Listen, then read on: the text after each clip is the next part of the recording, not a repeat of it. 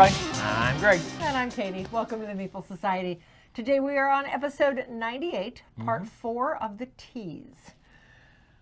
We got a long way to go yet, but before we get started, please like the video, subscribe to the channel, hit the bell icon if you want notification of future content. Or click the link below, and there you'll find all of our social media. All right. So we got some games that have the different versions of the same freaking game. I did not know there were not so many versions or so many iterations of this basic game that's been around for centuries. No, it's not Ticket to Ride. Not yet. No. It is Tic Tac Toe. This is a board we've had for probably 20 some odd years. I honestly don't know. What happened to well, the it top says of it's I have no idea. It's earmarked 2024 or 2004. I'm sorry, 2004. So I'm guessing we've had this since it first came out. I honestly thought we'd had it longer than that, but it's just a really neat tic-tac-toe board. I'm hoping I don't need to explain tic-tac-toe. So let's move on to the next iteration that we have of it. We have Tic Stac Toe. This is, it's interesting. It is almost a complex Connect 4. So Yeah, I guess. you have your 4 base boards out. They all connect. They all, they all connect together like so. And then everybody chooses, or each player, I should say, chooses X's or O's. And your goal is to get 4 in a row, no matter how you do it. Whether you do it 4 in a row like so, or you do 4 in a row going up, 4 being the highest that you can go in a stack. You can do it diagonal where you have one, well, let's do this. You have one here, and then you have one here, and then you've got one. There you go. And then maybe you've got one. Well, you already won it there. Well, that's true. So there you go. See, this one got wise and blocked it. So now you did it this way. This is even a valid win because you go up. It's Connect 4. Yes. It's cubic. It's space lines. It's Yes. all of these other games that do the exact same thing on a 3-dimension, but only using X's and O's instead of chips. Yes. It's a neat concept. Yep. I did like the concept. I thought it was very unique in that aspect, but it's not something that we're ever going to pull off the shelf. So we are going to let this one go. So that is Tic Stac Toe. Yes. Yes, this one is going to leave the collection. Then we have Tic Tac Stack. I don't come up with the names, people. This one here is a dexterity game. Yeah, this one was ridiculous. Yes. And I think we took some video of this. I don't remember. So you've got your little player board. This is your player board. Everybody's pieces connect on the underside here like so. They connect in like so. And then you are rotating your piece. Because I know you're going to go flying on I them. probably will. You'll either barely get it in there or That's it's usually gonna what go shooting happens. over. Okay, so what happens is you maneuver this. You can maneuver it around. It tilts back and forth like so. You can go up and down with it, however you want to do it, to try to get pieces Oh, look at that. You got one right in the middle. into the center here. And of course, and I just moved it. That's all right. The goal being that as you're doing this, there is no turns. Everybody is shooting their pieces down as fast as they can. You got a whole bag of chips. So you're trying to just get 3 in a row. Landing in the same exact spot is not advantageous unless somebody else has already taken it. So maybe I'm going to tilt this back just a little bit further and shoot it down. That did not work. I keep landing right in the middle. Okay, well then let's try, I need the green pieces. There we go. Let's try tilting it this way just a little bit. Oh, Well, all right, that worked. I don't think I'm going to get that far away, though. No. Just for reference, this is where I'm at right now. That's the whole game, is everybody is shooting these pieces down one by one. Oh, now I go all the way to the end. Until...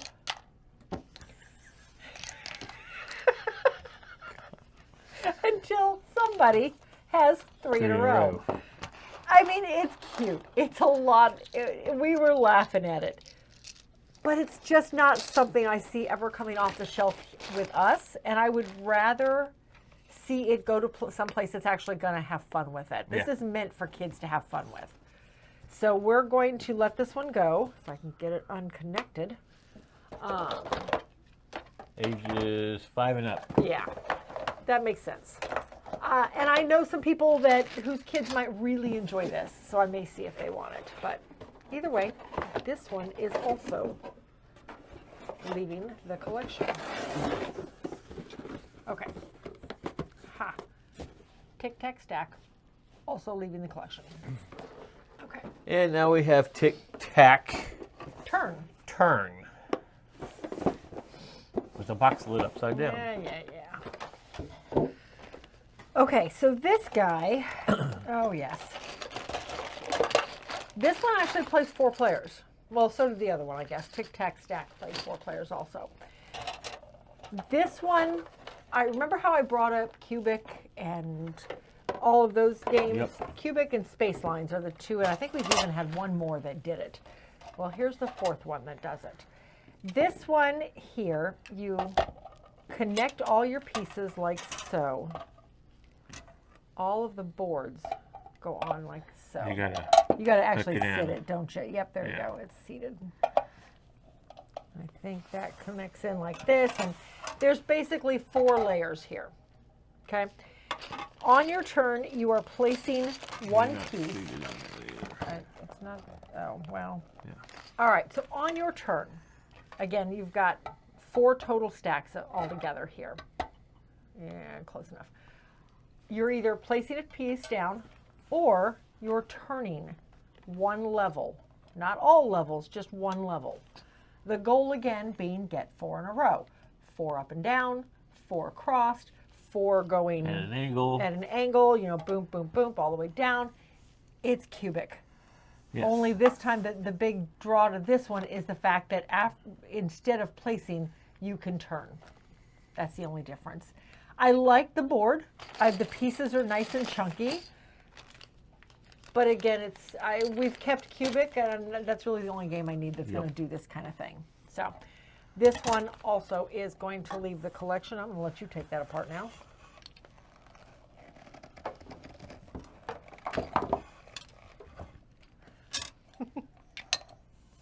All right, and that is Tic Tac Turn, and it too is...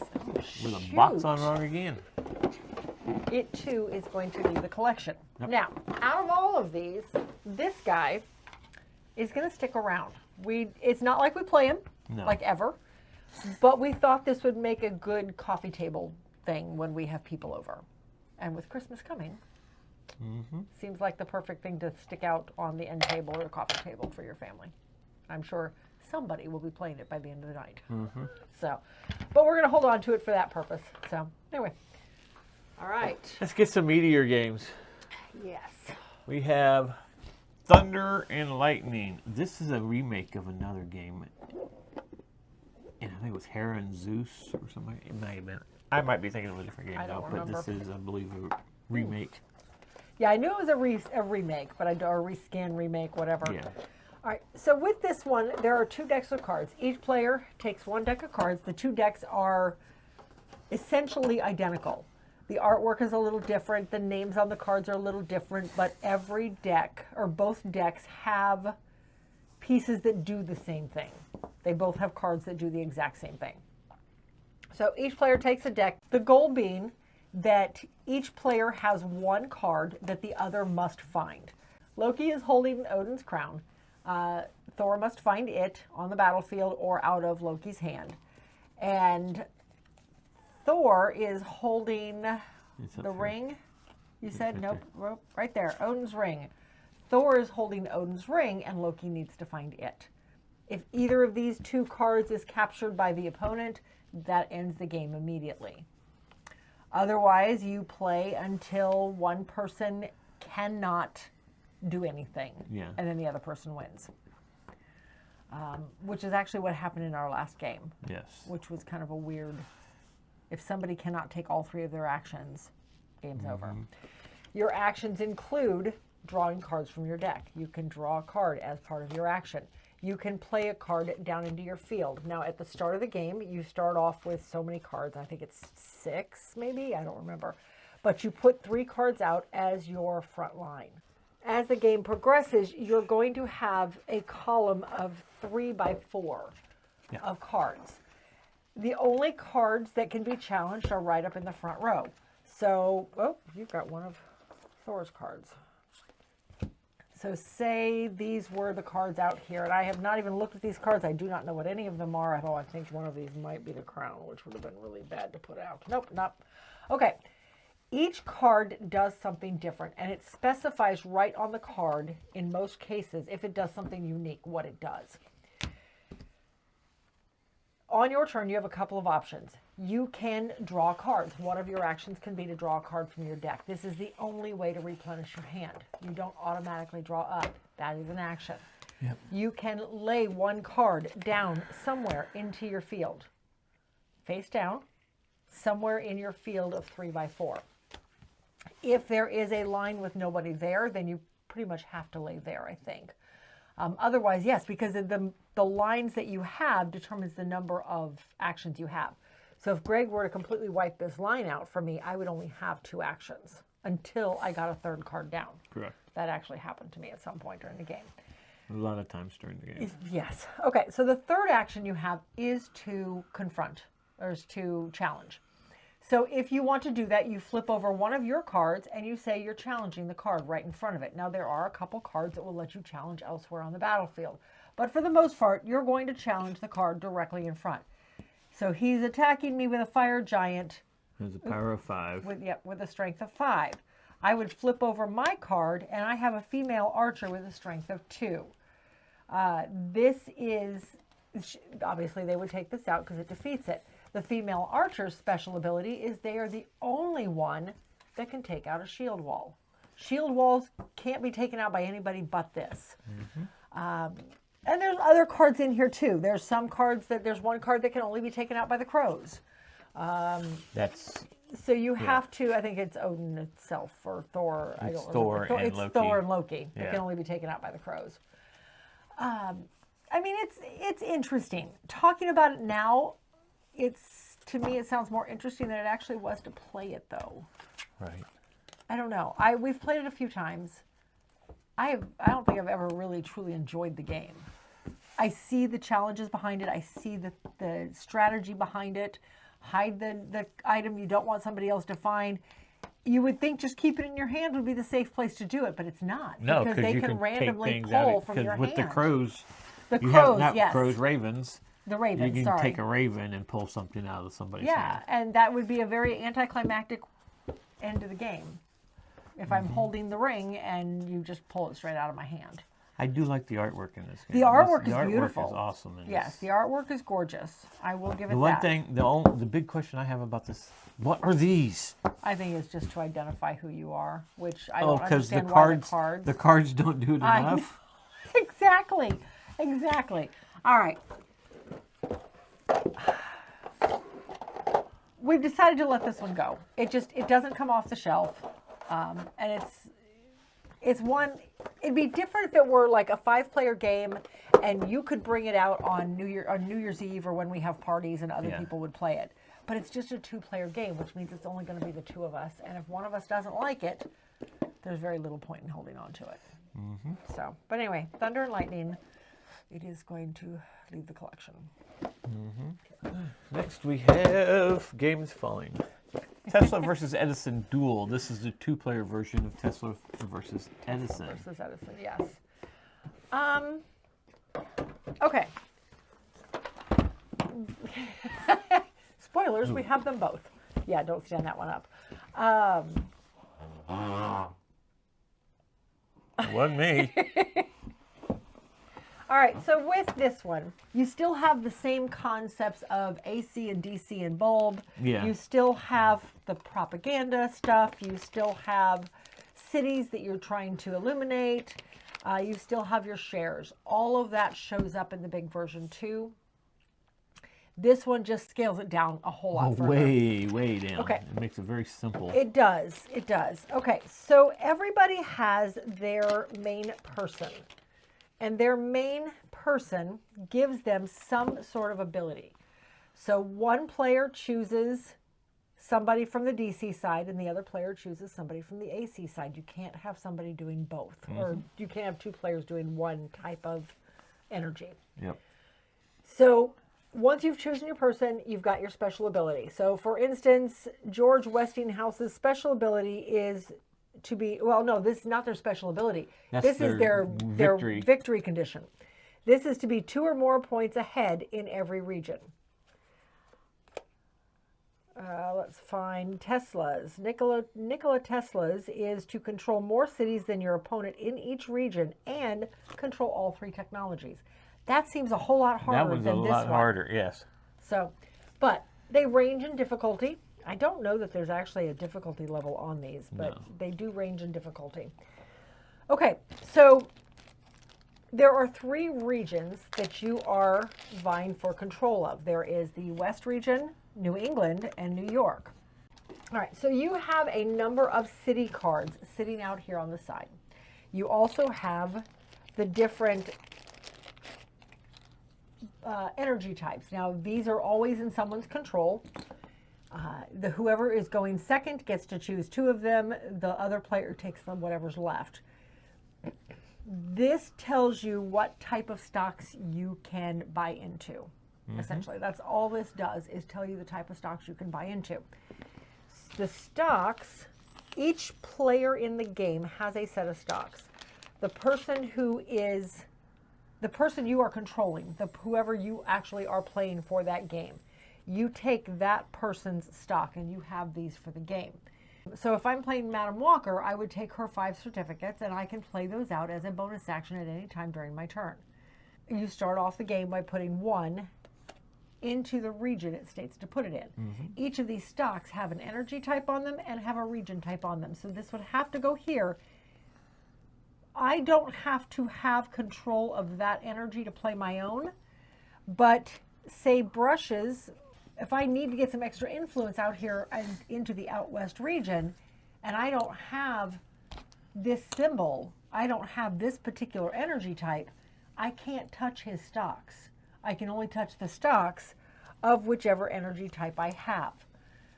And then those have to go into the specific region that is identified on the card, because that's where that person works. That's where he's based out of. You're also taking cities, and as you, if there is no restrictions in this for your type of energy. So if I am playing, who is that, Thompson, and his energy type is AC, and there's been no restrictions put on something for AC, then I can claim a card off the side of the board and put it, basically electrify a city. I can power a city by claiming the card and putting it into that region, as long as that region has not said no to that type of the type of energy that I work in. You play 3 rounds. At the end of each round, now the rounds are played with these guys. So at the start of the game, or at the start of each round, everybody is dealt 3 cards. These cards identify the types of actions you're going to take on this round.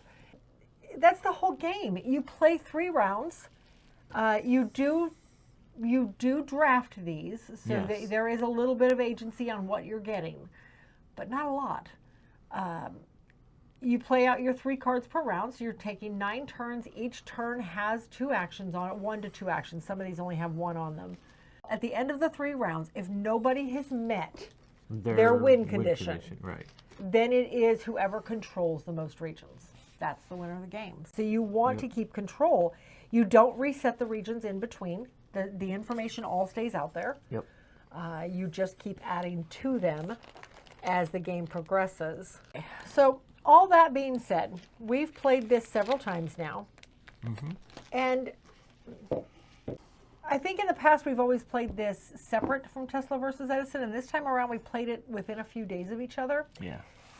And I did not enjoy it. It was just, well, you were having trouble with what you were doing, and I was just having my way with it. Yeah. But I think it makes this game, a lot more. It takes all the challenge out of it. It does. It makes it a whole lot more take that. Yeah. Because you can purposely block. I mean, the last round of the game, I think I had 2 actions. Because every other action I was blocked out of for whatever reason, and I didn't have the cards that allowed me to use it. Right. Now, that being said, and I thought about this after the fact, I could have sold off a stock to get an extra action. Yes. To flip something over and make those useful. It would not have made a difference in the game. It would not have won me the game, that's for sure. It just would have saved my last card from being useless. But nonetheless, I think we're going to let this one go. We've had it for a really long time, and we've enjoyed it. But I think if I want to play Tesla this versus theme, Edison, I'm going to we're play, gonna play this. that one. Yeah. All right, so this guy is a whole lot bigger. You've got 6 different characters you can play now, I think. Because, yeah, the expansion brought in... You play up to 5. The expansion brought in where you play a 6th player. You can play a 6th player. You use all 5 sections of the board if you do that. Now, the board is divided into regions here. Oh, and actually, it's not that big of a board, really. No. I was thinking it was a trifold here, but... No. Okay, so the board is divided up into regions. If you play 2-player, you're only playing out here on the East Coast, and actually New England. If you play 3-player, then you get to play from Pittsburgh over, all of this area. 4-player is, we're including Indianapolis. Yay, we play 4-player, we actually get to include our home city. And 5-player, you get the whole board. You play 6-player, you get the whole board. On this board, you are also tracking who has control of AC, DC, and bulb technology. You are tracking your stock shares and how much stock you have of each one. It is how much your stock is worth. Correct. And how many dividends you're going to get at the end of each round, To be based on what your stock is. And that's what you're going to use the yes, next round. You're going to use that money to electrify cities. You're going to use it to get assistance. You're going to use it in a multitude of ways. It's not that much. Yeah. Yes. Over here, you track who's going first each round, because that can vary based on various propaganda cards you take up. Yep. You also track which AC or DC power is in control, which one is more favorable at the moment, because that their stock is going to go up if the power they control is more favorable. All right, so as you're electrifying cities, though, you're putting cubes out onto the board to show that you have electrified a city.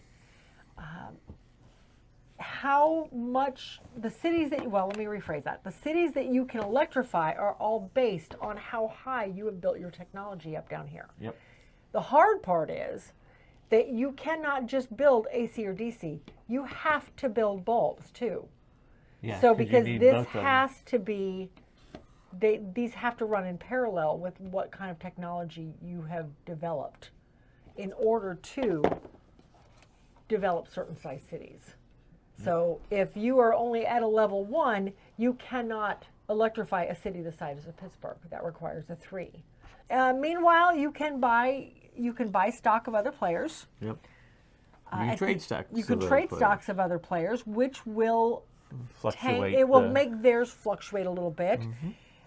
The expansion brought in some new rules where now the stock market is not the be-all, end-all. Yeah, because in the original base game, at the end of the game, somebody could just tank somebody's stock. Yeah. So bad, because they could be buying during the game, and then at the end sell them all off. Yeah. You can't do that now, because you can only sell one stock. Yeah, you can only sell one stock at the end of the game. So they did change up some of the rules that made it a little more balanced. Right. It also brought in it also brought in your factory, factories, your home office, Yeah. or whatever. So now there are additional cards that each player gets, and they're all specialized to the character. But as the game progresses, one of your actions can be to flip one of those over. And then at that point, that special ability becomes available. Now you're taking actions based on your character and the assistance you have. So it's not an unlimited number of actions. At the start of the game, you get, whoever your person is, you get specific things he can do. Yep. He's not good at fundraising. He gets no extra funds. But he's good at propaganda, and he's good at he has what he needs in order to help progress his energy levels, his technology levels up. As the game goes on, you're going to get different, nope, that's the luminaries. Propaganda. You're going to get luminaries. Nope. Nope, that's not them either. This has got to be them. You're going to get various luminaries. You're going to bid on these. This is part of what you're using your stock dividends for. But you're bidding on these based on what actions they're going to give you. So if you start off the game with 2 of them, and then before the game's over, you have 4. You have yourself and then 3 others. But the most actions you're ever going to have are 4, because each person does an action.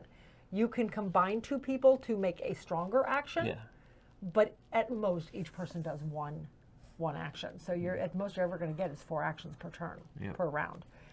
I think it's a great game. Oh yeah, I like this game. We do not get to play it often. Yeah, we showed Justin that we were playing this, and he's literally, oh no, I'm playing that with you. You need to wait till I can get over there. So we had to postpone. This should have been on the last video, but we had to wait. Anyway, Tesla versus Edison, War of Currents. It also has the Power Up. I think it's called Power Up expansion. Fantastic stock manipulation game. I love it. It's gonna stick around. It's a good one. All right.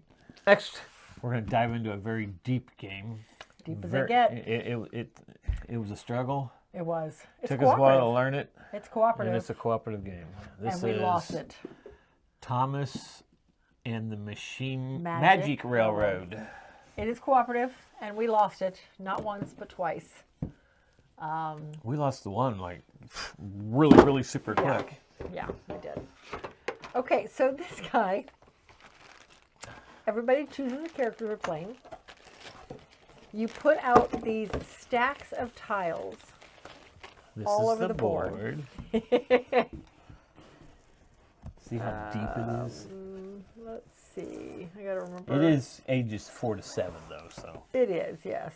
So you put out these stacks of tiles all over the board. They go, these trees, everywhere, wherever. And they're in all the different spots on the board. On your turn, you are spinning. Greg's favorite mechanism ever. Okay, fine, whatever. I got the greenhouse. Everybody picks a character. You also have this little roadblock that goes down up here, if I'm not mistaken.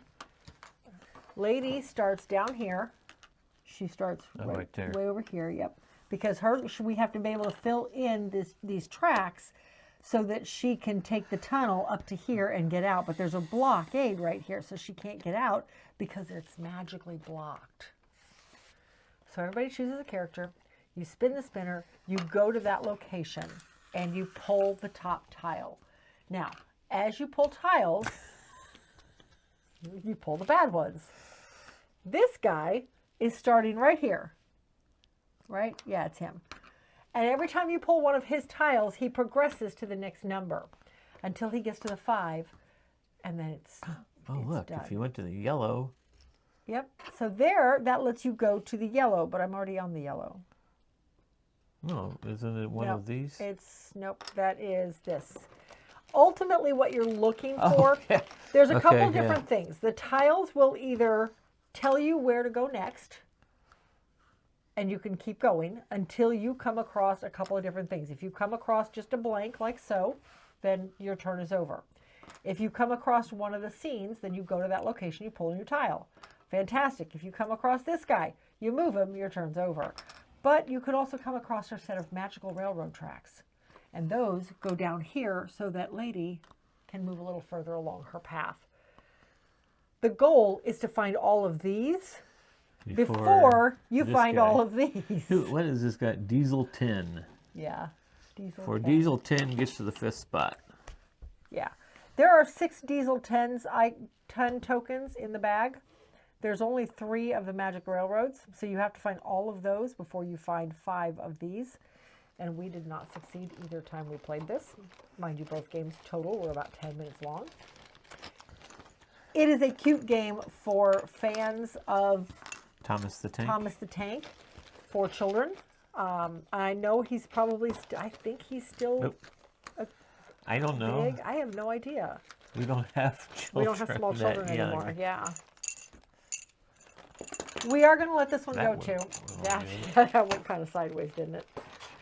We are going to let this one go also. It's not something that's ever going to get pulled off. We won't play it. We will not play And this. we don't have small kids. Right. We don't have grandkids. Nope, not yet. So, Thomas the Tank. Thomas and the Magic Railroad game. Maybe some 4-year-olds will have better luck at winning than we did. Because we did not. Probably. We did not rescue Lady at all. Anyway, it's leaving the collection. All right. Yep. Okay. 2006 Spiel des Jahres winner. Thurn and Taxis. In Texas. We used to play this a lot. Yeah, when we first played got it. this quite a bit when very it first- early when in we our first collection. got it. Yeah, this was very, very early. We have all the expansions. We do. Okay, so this is the Glory to this is All Roads Lead to Rome expansion. Expansion board. That's that one. And then there is the Glory to Rome That expansion. is the This original is the, board. This is the original, yeah. this is the other expansion, the Power or something. Power Glory. Power and Glory board. So original board. Okay. So the way this is played, the goal of this is to get all of your houses out onto the board. You do that by offices. post offices. Yes. Because it's a postal game. Yes. So everybody has, let me put those over there. Everybody has a set of their little post offices. And your goal, like I said, is to get one into every city. And you're doing this advantageously to take bonus chips that are in each of the regions, as well as up here. This one up here is for having a house in every color region. Yeah, every region. You have these down here for the length of the routes. length of routes. Yep. And on the base game, you have the wagons up here that you're getting as well. Yes. So how this works is that there are 6 cards out here on the board, different cities. So what you're doing is trying to make routes on the board using these cities. On your turn, you have a couple of different options. You can use one of the helpers up here, and you actually want to use one of them every turn. The base turn is to grab a card, play a card. That's it. Those are the 2 things you have to do every turn. Grab a card, play a card. This guy lets you grab, this guy lets you grab 2 cards out of here, but you still play 1. So you kind of build your hand up a little bit. So we can, because I mean, we just played this the other day. You would think we could remember the main rule book. I think that's the main rule. Yes, it is. Okay. So yeah, this is, who is he? Well, of course it doesn't. This tell one you. I remember is the Cartwright. This is the postmaster. Postmaster. Postmaster lets you This pick is the up 2 cities. administrator. Okay, one at a time. The postmaster lets you pick up 2 cards. So maybe I'm going to pick up these 2. I'm going to pick up Freiburg and Karlsruhe. Yeah. And then as you're picking them up, you are at the end of your turn, you replace them. You don't replace them immediately. But then I have to play one of these out. Great. I'm going to go ahead and play Karlsruhe out. That's probably not going to be wise, but, whatever. So then Greg would take his turn. I would take my turn again. So this guy lets you pick up 2 in 1 turn. This guy here lets you play 2. Postal carrier. The postal carrier lets you play 2. So now maybe on my next turn, I'm going to pick up Basil, and I'm going to play both of these cards together. So I would play it. Now the key is once I play 1 down, so say I already have these 2 down, I cannot split them. I cannot do that. I have to go one end to the other. He's only driving in one direction. You can't split it and make him go back the way he already came. So I would play these out. That's this guy. Play 2 cards down. This guy lets you just wipe everything. What is he called? He's the administrator. The administrator. The administrator lets you wipe the whole board, replace them before you draw your cards. So that way, hopefully, you can find one you can play. Because if you cannot play a card or score your cards, you have to wipe your route and start over again. Yuck. Mm-hmm. We don't have that happen very often. And one of the new expansions actually gives you a little bit of leeway on that, where it's not as hard. But you start off with a specific carriage, and the goal is you want to get up to the 7-horse carriage. The first player to do so wins the game. Alternatively, the first player to run out of all of your stuff, out of your houses, triggers the end of the game, and then you score up all of the victory points. I think the same thing here. If you get the 7, you don't win the game, you trigger the end of the game. Mm-hmm. And then you score up all your points based on the bonus tokens you've picked up around the board. You can score a route of 3 cards or more, so this is a viable route. It's not going to get me any bonuses, but it is a viable route. So what would happen when I do that, so maybe, I don't know if there's no more cards out there that I can add to this. Yeah, these cards don't, well, there we go, Zurich. We had Zurich in there. Okay, so maybe this is what I'm scoring. I still don't get any bonuses because the bonuses are 5, 6, and 7 card routes. This is only a 4. But I have my choice of putting out various post offices in these cities. When you are putting out post offices, you have 2 choices. You can take all the cards of one color or 1 card from each color that you hit. So this is my route right here. If you can see that, I don't know if I'm going off the board here. Here, pull these off. All right, so this is my route right here. If I had had this city down here too, maybe from here I had been able to go up into here, then that would have meant that I could put a house into one of the purples, one of the blues, and then up here into the gray. Right now I have a route where I can put 1 into the purples, 1 into the blues, or both purples and both blues. I'm going to need to decide what's more advantageous for me at that point in time. If I already have this purple, maybe it's better for me to go ahead and cover these 2 purples because then I get the bonus. Mm-hmm. Or if I already have this blue over here, then yes, of course I'm going to take these 2 blues because I get the bonus. So it's all going to depend on what you already have out, what other cards you might have in your hand and you're planning. It's actually very strategic. Yep. Yeah, because you can be going one way in a route and then decide, the cards just dry up. That card will let me come back this way, so yeah. Okay, I can go this way and then go down that way. Yeah. Yeah, the cities all hook together very nicely, but man, if your cards dry up on you, you're kind of SOL because there's nothing you can do. You can wipe the board and hope for the best. You can always draw from the top of the deck, and sometimes that works. Most of the time it does not, but you know. It's a pretty cool game. I forgot how much I enjoyed this when we played it. So anyway, that is Thurn and Taxis, or Turns and Taxis. Yeah, really neat game. 1490. Wow. Yep. That's the theme of the game is 1490. Yeah, it comes with a pamphlet that tells you all about it because it's based on the German the German Postal Service. Yeah, really neat. Anyway, we're going to hold on to it. All right. Next we have, this is a big one. Thunderstone Quest. We've played the same quest twice now. Yes, because we've only played this game twice. Yeah. We played when we first got it and it's on the shelf because we've been doing this. Yeah. And we haven't been able to get back to it. Well, we finally got to get back to it and played the same quest just to remember how to play it again. Right. Hopefully we can get it back out because there are a bunch of quests in there. There are several.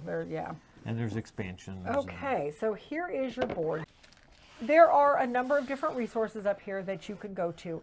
Off to the side here, there is your dungeon. And there are a bunch of dungeon tiles that are laid out depending on the quest that you're doing.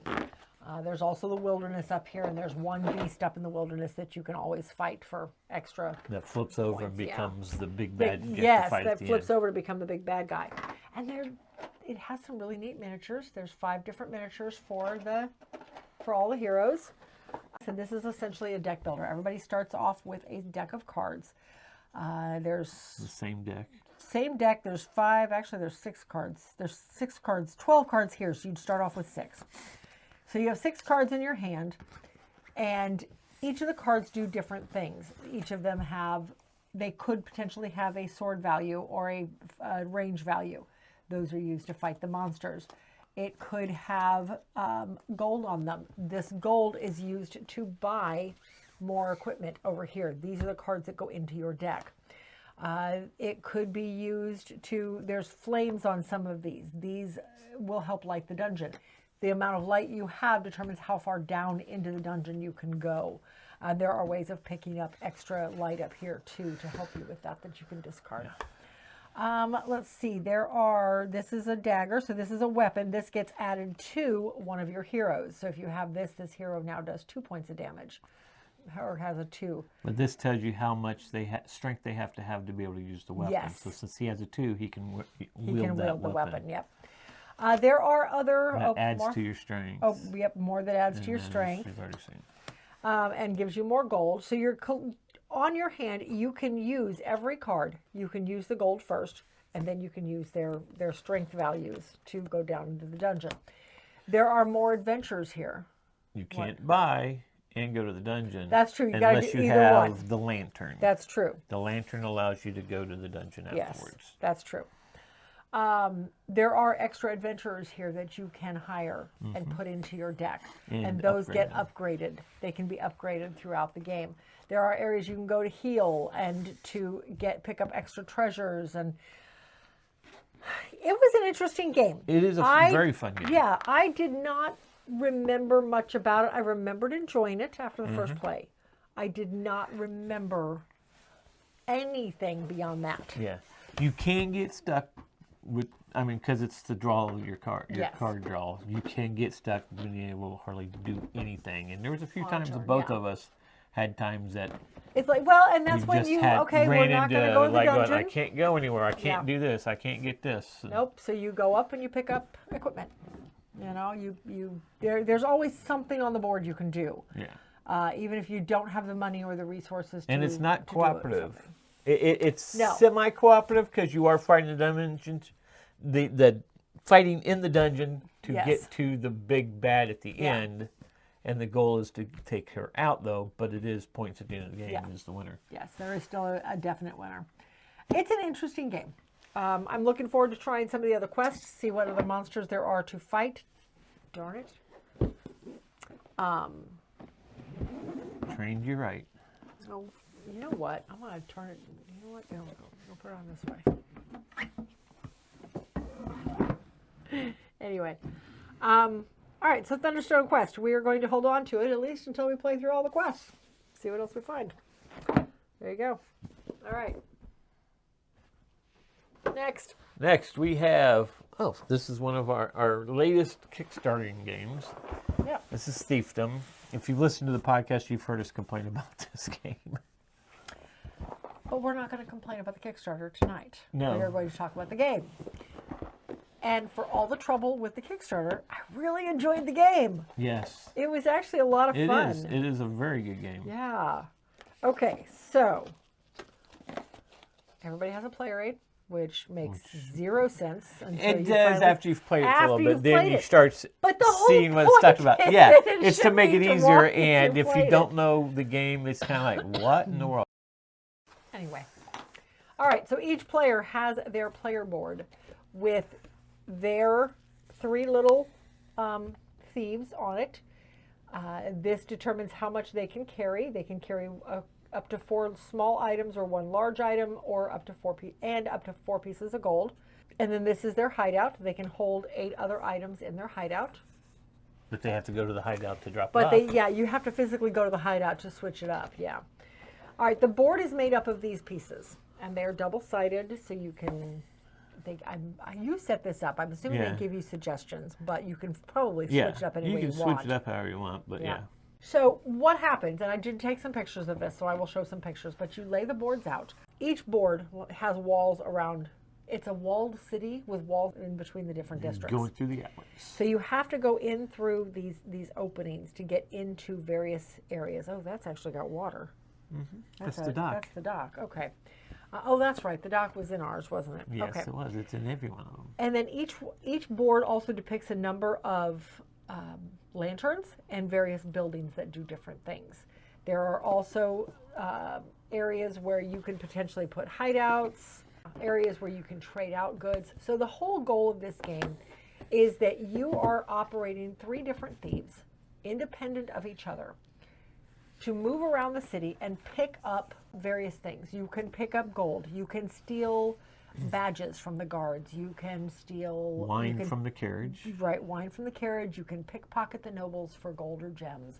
You can get into the various, oh my gosh, off to the sides of some of these are Chateaus or something like that. villas. Villas, yes. There are villas that hold expensive paintings or gems or money, whatever. You can get into there and steal those too.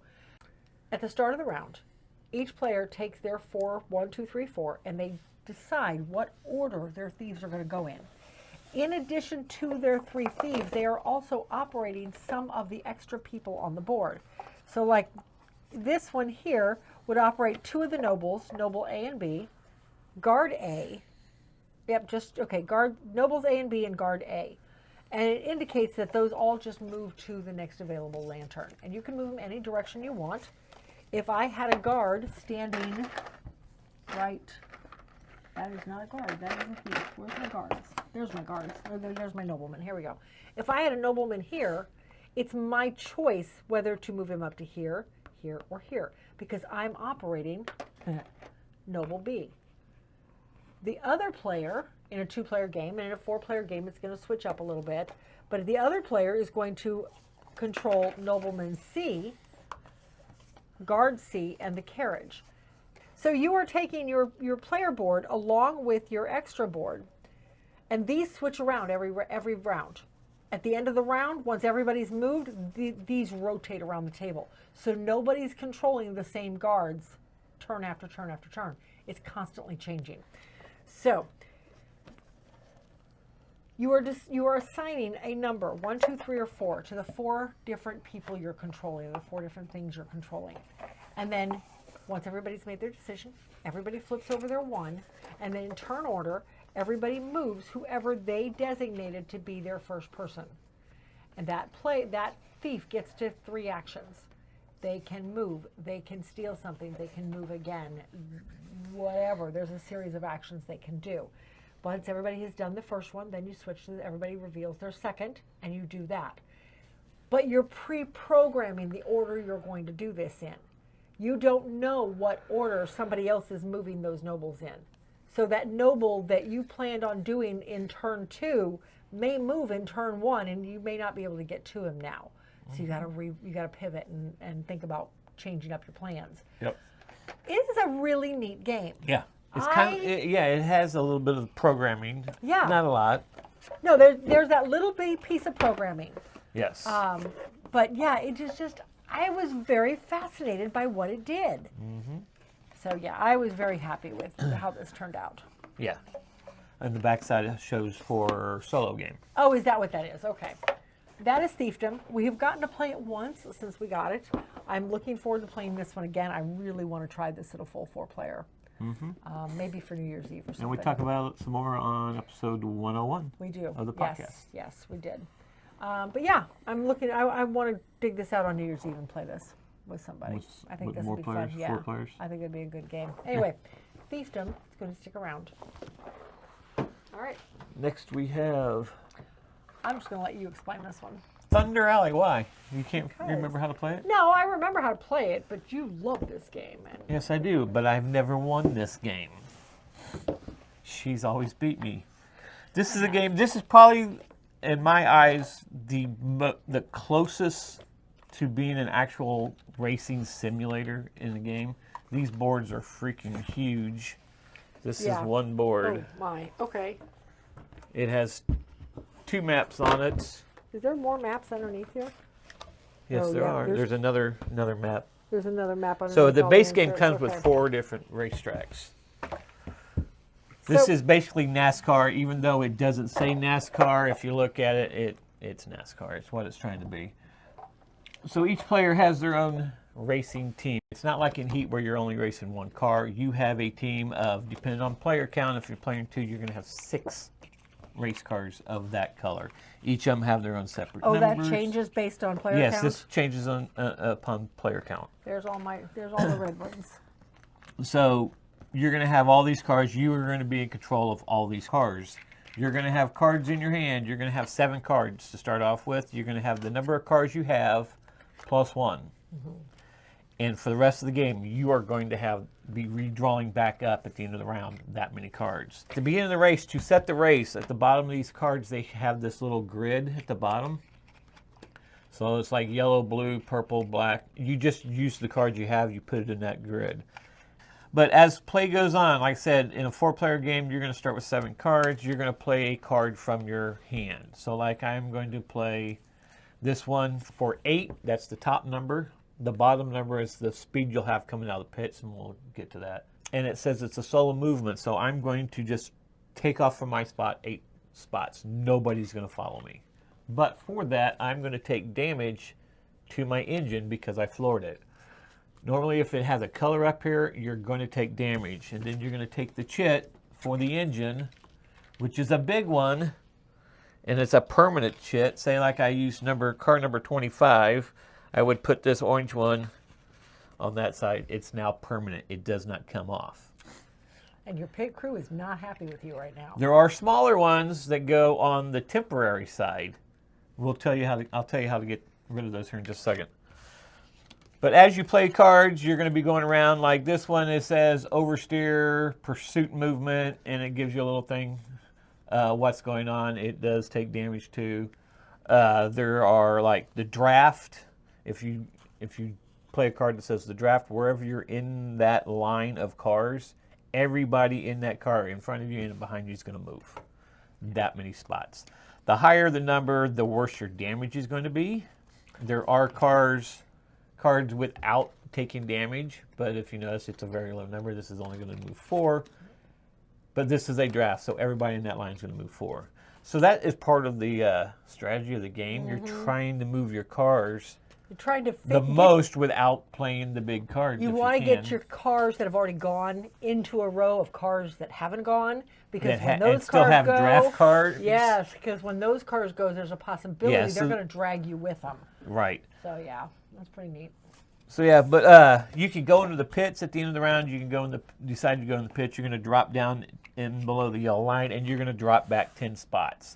In a 2-player game, you just drop back, and they all drop to the back of the field in the row that they're sitting in. There is an option you can also play with that, is if you just drop down and then you just lose as many spots, you go back as many spots as pieces you're taking off of your boards. So if you're in the lead and you drop down, somebody's in like 4th and they drop down, you're taking 5 pieces off and they're only taking 1 off. Those people are now in front of you because you took longer in the pits to fix your car. Yeah. I liked that Well, like rule. I said, that pit crew was not happy for that engine damage. I liked playing it like that. That made more sense than just dropping down and dropping back 10 spots and then rejoining the field. Right. At the end of each round, you get action cards, and every action card we had, like this one, was a yellow flag. So you could put under yellow flag so you're not moving. You're just dropping down and rejoining behind everybody. Yep. You're not losing all these spots. There are green flag pit stops, and that's what this bottom number on the card is for. So like this card, if this is the card you played coming out of the pit, you're only going to move 2 spots. Like I said, with the damage, the permanent damage you take, the temporary damage you take, making pit stops, you do have at the end of the turn, whoever's in the lead gets a turn marker saying that you led that turn. It's a point at the end of the game. And then you have trophies at the end of the game. As you go across, you get a trophy worth so many points, and it's a lot of points and a big points difference as it goes down. Mm-hmm. Even though you win the race itself, one of your cars goes across the start-finish line first, doesn't mean you win the game. It's all about points. Yeah. How your team did at the end of the race. So. Yes. But yeah, I really like this. I thought at first we'd only played it the one time. I was like, maybe we should just get rid of it. This just doesn't get back to the table. We've got to play it for this, and I'm like going, nope, this game's staying. Because this doesn't have an actual season it comes with, at least not the base game. There are expansions, but good luck finding those if you don't already have them.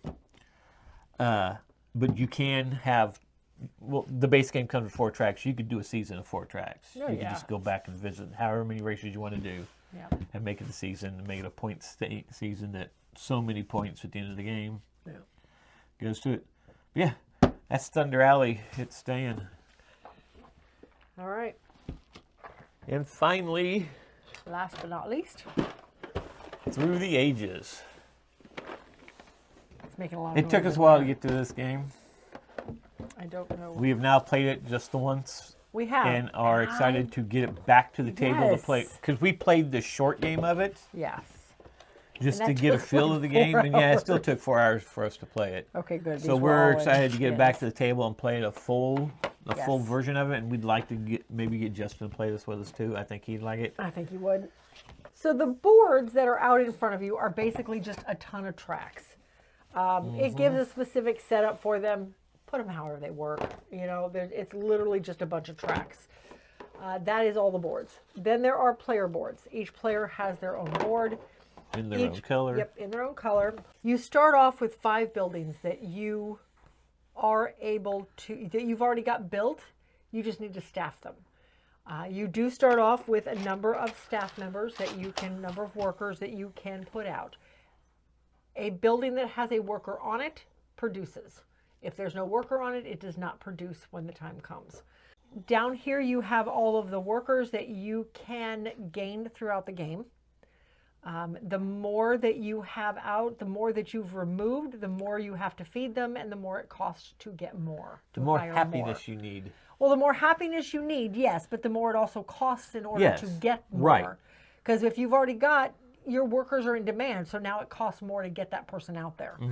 Because there's fewer people to hire.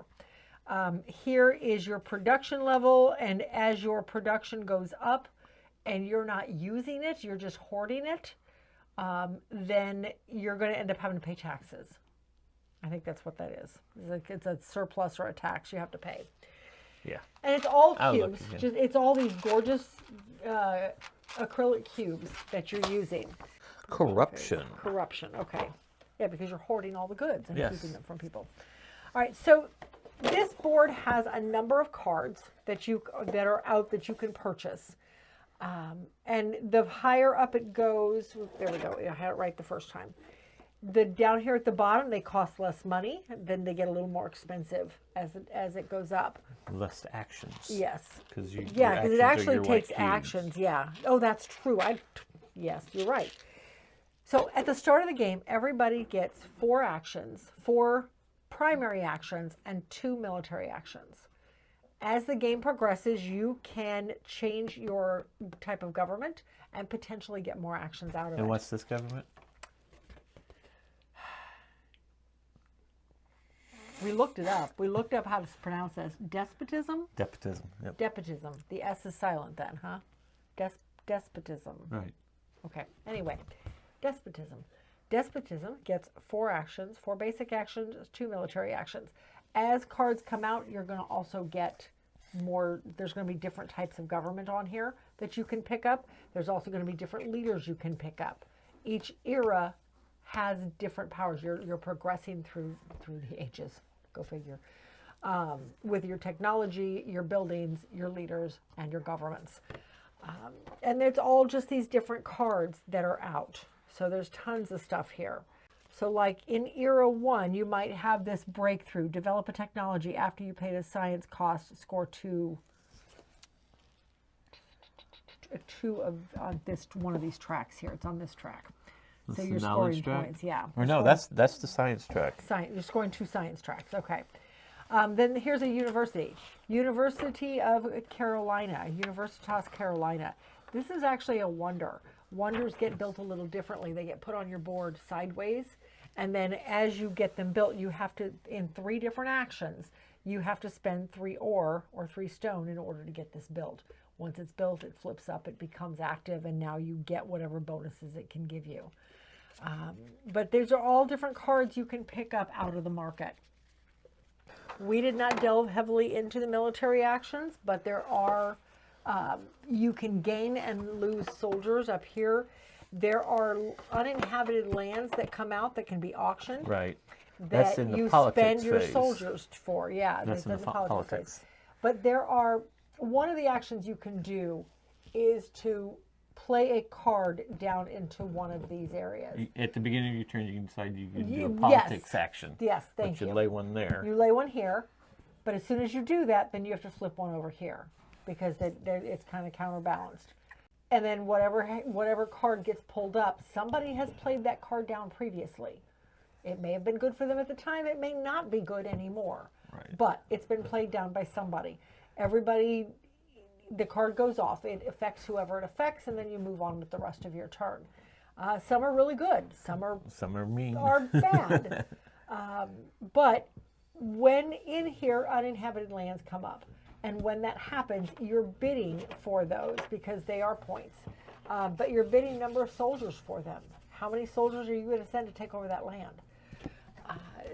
There's these. Yes, that and then help there's you. these that help with different, there's all sorts of different Yeah. cards in here. I couldn't even begin to explain them all. Tactic cards. This is one of those games that you really need to sit down and play to understand. Yes. Me trying to explain it in 5 minutes is not going to do the trick.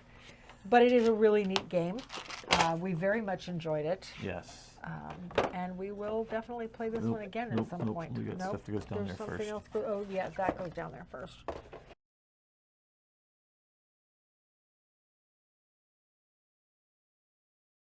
And the player boards go in, And the then the rule rule books. books, And then the lid. and then the lid, and that is it for this episode. Yeah, great game. We're going to hold on to it. And until then, we'll see you at the next one.